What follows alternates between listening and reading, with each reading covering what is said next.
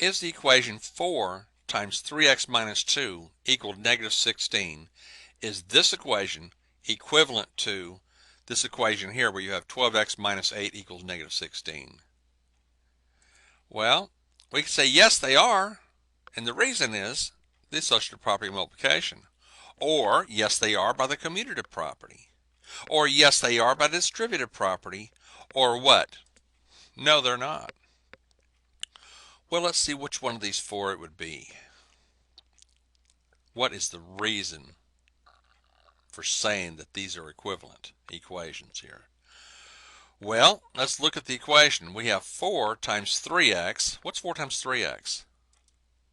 And 4 times negative 2 is, this equals this number right here.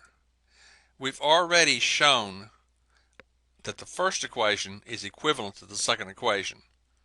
See? So, answer D would be wrong because they are equivalent. But what's the reason? Is it the associative or the commutative or distributive property? Which property says this? Well, what is the associative property? The associative property says that ABC equals ABC. Same letters, same order. What's the difference in these two? The parentheses, isn't it? The parentheses is around B and C here. The parentheses around A and B here. Is that what we're doing here? Are we switching parentheses?